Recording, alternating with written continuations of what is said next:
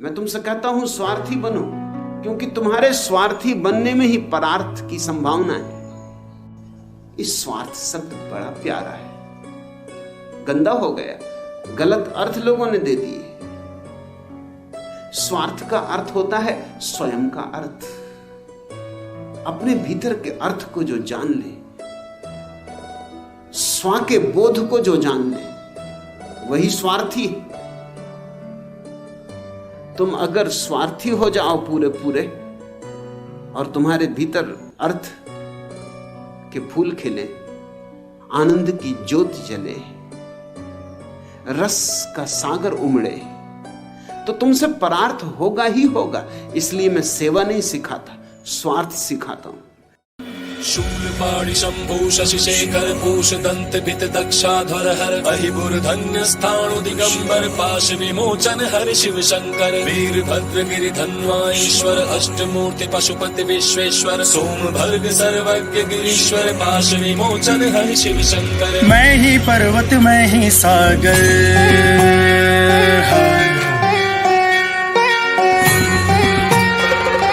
मैं ही अमृत और हलाहल,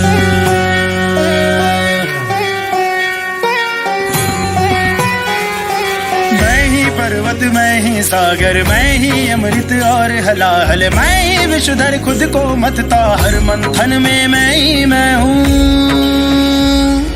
मैं ही शिव हूँ, मैं ही शिव हूँ, हाँ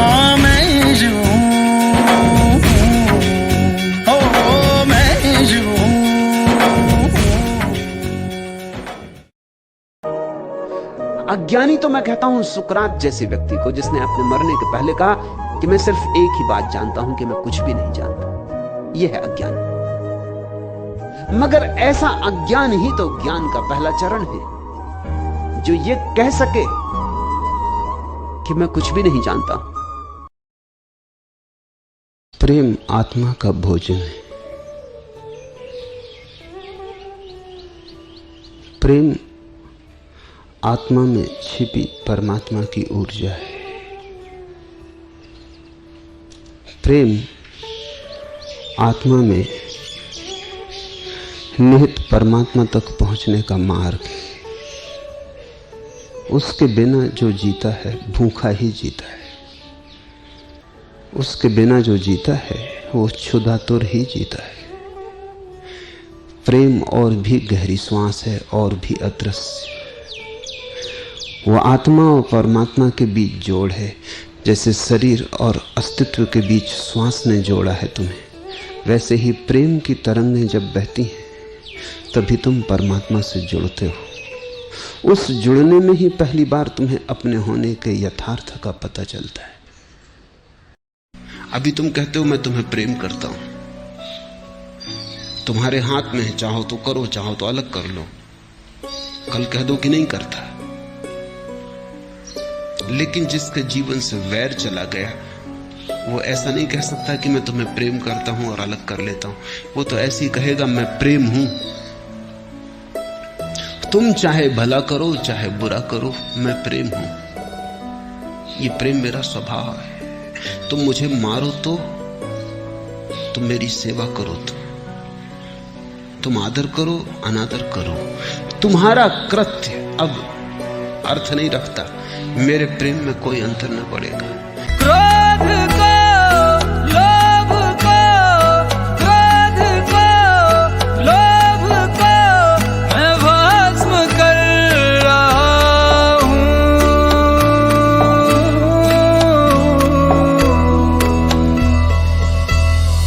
शिव समा रहे मुझ में और मैं शून्य हो रहा हूँ।